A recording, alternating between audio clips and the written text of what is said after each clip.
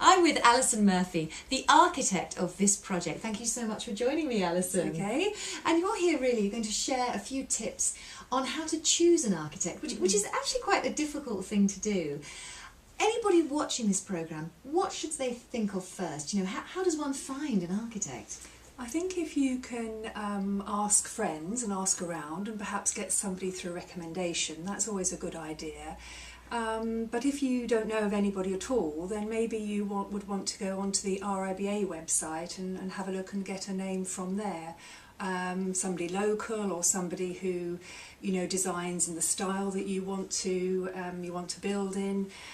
So, you know, there's a couple of avenues really. Mm-hmm. I mean, would it be ludicrous to think you could drive past a house that you saw being built and stop and ask for the architect? Yes, I mean that would be a brilliant idea really, because, you know, again, if you saw something you liked, you'd perhaps want to have that person to design your own house.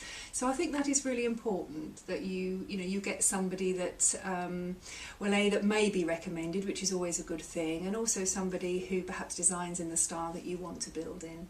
And of course that's the thing, I mean, you get to meet the architect, you find the recommended architect, yes. You sit opposite them and you know that this is going to be somebody that you could be working with for a year, 2 yes. years, possibly longer. How do you know that this is the architect for you? I think it is very important that you do actually kind of have some sort of rapport with that person, because as you say, you are going to be, you know, working with them for quite a few months and perhaps years. So that sort of working relationship is really important, and that you get to know them, you get to sort of trust their judgments, and you can work together, and also that they are actually listening to you as the client. That is also really important, so that, you know, that person isn't imposing their own, you know, sort of ideas on you, but they're responding to your thoughts, and you know, so that the design actually is a reflection of your ideas as well. And so, I mean, how does it start? Does the client come in with photographs? This is the house I want? Yes, very often, you know. In fact, I do encourage architects clients to sort of bring, you know, examples of things that they like, which kind of gives me an idea of the sort of thing they're trying to aspire to. And then, you know, you sort of have a collection of sort of their ideas and obviously and their requirements, and so it is sort of a bringing together and a sorting out of those things. So an organising. It's interesting, yes, absolutely. And you mentioned earlier, was it RIBA? What's the website? Yes, it's the RIBA website, RIBA website. And is that the qualification it is, that we're sort of looking out for? Is that sort of kite mark for architects? It is in a way. I mean, there's a lot of architects that don't join the RIBA but are registered architects.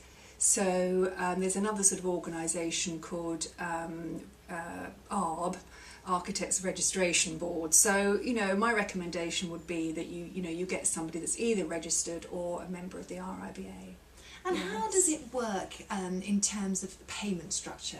I mean, it's an important question, isn't it? Because, yes, I mean, you could be definitely. sitting in front of someone, you want to know how much this house is going to cost you. How do you set up that kind of structure? Well, I think it does often depend on the size of the project, the complexity of the project, and I think you have to respond to, you know, the value of the work and how you know, the contract value, as well as perhaps, you know, how complex the design ends up being. So the fee structure is normally based loosely around sort of the first stage would be planning, the second stage would be getting building reg approval, and then you move on to sort of the contract administration side of things. And you would have different fee sort of elements for each of those bits.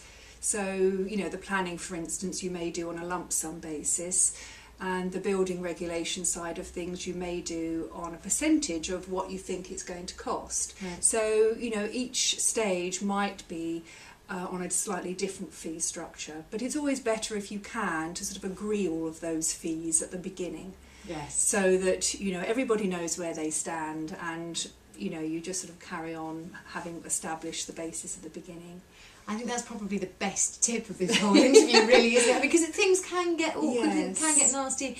Make sure you clarify what it is yes, you definitely. want, yes. first of all, and then how much you want to pay for it or prepared to pay for it, I Yes, suppose. yes, and there's very often a bit of negotiation involved as well, which is fine, and most people respond to that.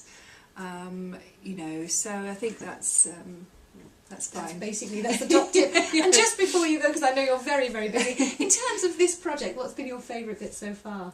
Well, I think it's you know, coming on site now and seeing the house there that actually looks like the drawings, but also, you know, sort of working with you guys and looking at the design together and working that through and listening to what you wanted to achieve. You know, and now sort of seeing it now on site and coming together for you, you know, and hopefully you've got a product there that you really, really like, and that for me is the greatest sort of thrill of it all, that the client thinks, wow, this is lovely. Well, so I'm sure, well, we can't wait to see the end, Yeah. and thank you so much for coming on today. Okay, well, thank you, Laura, for inviting me.